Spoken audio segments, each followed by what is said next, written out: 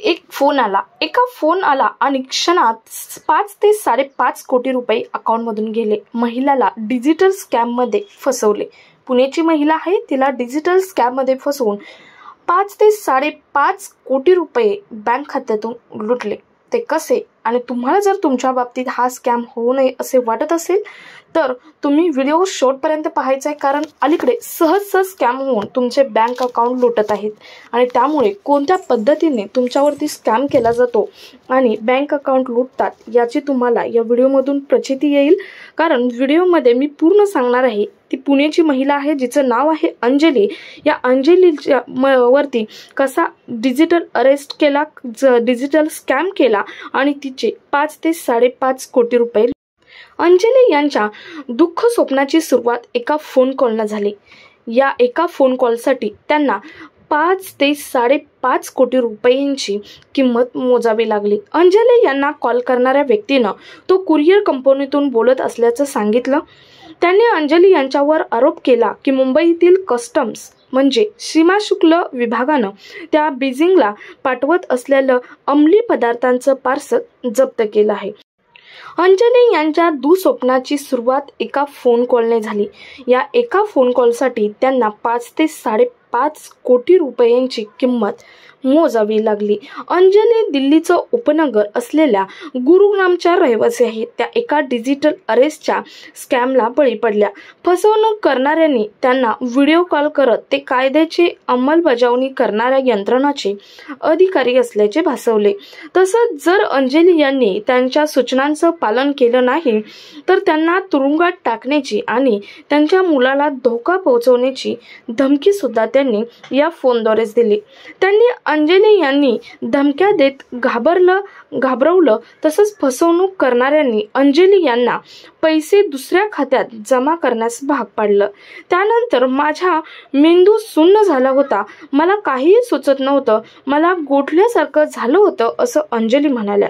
ते कॉल थांबले तोपर्यंत अंजली कोलमडल्या होत्या. त्यांचा आत्मविश्वास डळमळीत झाला होता. त्यांचं भवितव्य हे उद्ध्वस्त झालं होतं. अशा प्रकारे फसवणूक होण्याचं अंजली यांचं प्रकरण काही नवीन किंवा सध्यासाठी तर वेगळं नाही. आता अंजली कोण होत्या? अंजली यांना कॉल करणाऱ्या व्यक्तीनं तो कुरिअर कंपनीतून बोलत असल्याचं सांगितलं. त्यांनी अंजली यांच्यावर आरोप केला की मुंबईतील कस्टम म्हणजेच सीमा शुल्क विभागाने त्या बीजिंगला पाठवत आलेल्या अंमली पदार्थाचं पार्सल जप्त केलं आहे. अंजली दिल्लीचं उपनगर असलेल्या गुरुग्रामच्या रहिवासी आहेत. ते एका डिजिटल अरेस्ट स्कॅममध्ये बळी पडल्या. आता सरकारच्या आकडेवारीनुसार दिसतं की डिजिटल अरेस्टच्या स्कॅमद्वारे भारतीयांनी कोट्यावधी रुपये गमावले आहेत. 2022 ते 24 दरम्यान या प्रकारच्या डिजिटल अरेस्टसारख्या प्रकरणांची संख्या तिप्पट होत चाललेली आहे. डिजिटल अरेस्टच्या स्कॅममध्ये इतक्या मोठ्या प्रमाणात वाढ झाली आहे की जनजागृत करत लोकांना सावध करण्यासाठी सरकारनं पूर्ण पानाच्या जाहिराती रेडिओ आणि टीव्हीवर प्रचार केलेला आहे. अगदी प्रधानमंत्री देखील या संदर्भात सावधगिरीचा इशारा देत आहेत. अधिकाऱ्यांचं म्हणणं आहे की त्यांनी या प्रकारच्या फसवणूक स्कॅमशी संबंधित असलेले जवळपास 4,000 स्काईप आयडी आणि 83,000हून अधिक व्हॉट्सअप अकाउंट ब्लॉक केले आहेत. अंजली यांनी त्यांच्या पैशांचा माग काढण्यासाठी आणि ते परत मिळवण्यासाठी गेल्या वर्षभरापासून पोलीस स्टेशन आणि न्यायालयात चक्रा मारल्या आहेत. पंतप्रधानांसह अधिकाऱ्यांकडे मदत सुद्धा त्यांनी मागितलेली आहे. म्हणजे हे प्रकरण होऊन जवळजवळ वर्ष होत आलं. त्यांनी चक्रा हे आत्ता सांगण्याचं कारण असं आहे कारण अलीकडे खूपच असे स्कॅम वाढलेले आहेत. पीडितांचं म्हणणं आहे की म्हणजे अंजली यांचं म्हणणं आहे की फसवणुकीची वाढती प्रकरण, बँकांची कमकुवत सुरक्षा प्रणाली आणि गमावलेले पैसे परत मिळण्याचा कमी प्रमाण यातून देशाच्या नियामक व्यवस्थेतील त्रुटी उघड होतात. देशात सायबर गुन्ह्यांना आळा घालण्याच्या उपाययोजनांपेक्षा डिजिटल बँकिंगच्या विस्ताराचा वेग अधिक आहे आणि डिजिटल बँकिंगच्या विस्तारामुळे सर्व वर्गातील लोक यात अडकले जात आहेत. अंजली म्हणतात की त्यांच्या पैशाचा माग काढल्यामुळे भारतातील आघाडीच्या बँकांचे प्रत्येक स्तरावरील अपयश हे उघड झालेलं आहे. सर्वात महत्त्वाचं आहे त्यांनी सांगितलं की त्यांचं बँक खातं असलेल्या HDFC बँकेत शाखेत धाव घेतली. HDFC ही भारतातील सर्वात मोठी खाजगी बँक आहे.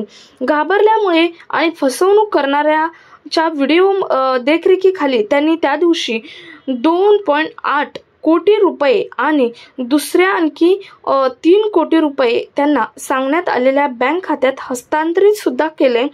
त्यांनी आरोप केला आहे की असामान्य व्यवहारासंदर्भात बँकेने धोक्याच्या सूचना किंवा खबरदारीच्या सूचना दिल्या नाहीत. वास्तविक अंजली नेहमी जितकी रक्कम काढायच्या त्या पॅटर्नच्या तुलनेत रक्कम 200 पट अधिक होत्या. मात्र बँकेने त्याबाबत कोणतीही खबरदारी घेतलेली नाही. त्यांना आश्चर्य वाटलं की त्यांचं प्रीमियम बँक खातं असतानाही त्यांच्या रिलेशनशिप मॅनेजरकडून त्यांना फोन आला नाही. तसंच इतक्या मोठ्या प्रमाणात रक्कम काढली जात आहे तरी सुद्धा बँकेनं त्याबाबत खबरदारीचे उपाय का केले नाहीत? मी 3 दिवसापेक्षा अधिक कालावधी केलेल्या रकमा संशय निर्माण करण्यासाठी आणि गुन्हा रोखण्यासाठी पुरेशा नव्हत्या का? त्या नमूद करतात की जर क्रेडिट कार्डचा वापर करून 50,000 रुपयांचा खर्च केल्यास त्यांची पडताळणी करण्यासाठी कॉल येत असतील तर मग बचत खात्यातून लाखो कोट्यावधी रुपये काढले जात असताना अशा प्रकारची पडताळणी का होत नाही? HDFC बँकेने अंजली यांना मेल पाठवला आहे. तो असा आहे की त्यात HDFC बँकेनं त्यांना केलेला आरोप निराधार असल्याचं म्हटलं आहे. त्यात म्हटलं आहे की या फसवणुकीबद्दल बँकेला 2 ते 3 दिवसांच्या विलंबानंतर कळवण्यात आलं होतं. त्यात पुढे असंही म्हटलं आहे की बँकेनं या ट्रान्झॅक्शनला अंजली यांच्या सूचनांनुसारच परवानगी दिली होती. त्यामुळे बँकेच्या अधिकाऱ्यांना यासाठी दोषी ठरवता येणार नाही. भारतातील बँकेसंदर्भातील व्यवस्थेनं अंजली यांनी HDFC बँकेविरोधात केलेली तक्रार बंद केली आहे आणि या संदर्भाचे नियम सुद्धा बंद केले आहेत. या नियमानुसार अंजली सारख्या ग्राहकांच्या जर त्यांच्या चुकीमुळे फसवणूक झाली असेल तर ग्राहकांना ते नुकसान सहनच करावं लागणार आहे. अंजली यांची सर्व माहिती आल्यापासून आम्ही प्रत्येक ठिकाणची त्यांची माहिती काढली असता तेव्हा त्यांनी पैसे एका बँकेतून दुसऱ्या बँकेत कसे गेले हे चार्टमधून दाखवण्यात आलं होतं. त्या चार्टमध्ये दिसत होतं की अंजली यांचे पैसे आधी HDFC बँकेतून ICICI बँकेच्या श्री पियुष नावाच्या खात्यात गेले.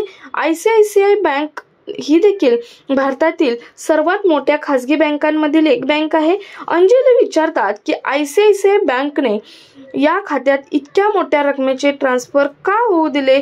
कारण अशा प्रकारे अचानक मोठी रक्कम जमा झाल्यानंतर कोणत्याही बँकेच्या अँटी मनी लॉन्ड्रिंग विरोधी कटिबद्धतेअंतर्गत ऑटोमेटेड ट्रान्झॅक्शन मॉनिटरिंग सिस्टीम या कारवाईत व्हायलाच हवी होती. परंतु त्यांना प्रश्न पडतो की बँकेने पियुष यांच्या खात्यातून इतक्या लवकर पैसे बाहेर कसे जाऊ दिले? बँकेनं त्या खात्यातील पैसे तात्पुरत्या स्वरूपात गोठवले नाहीत आणि अतिरिक्त KYC पडताळणी देखील केली नाही. बँकेनं अशी कोणतीही खबरदारी न घेता इतक्या चटकन पैसे का बाहेर जाऊ दिले?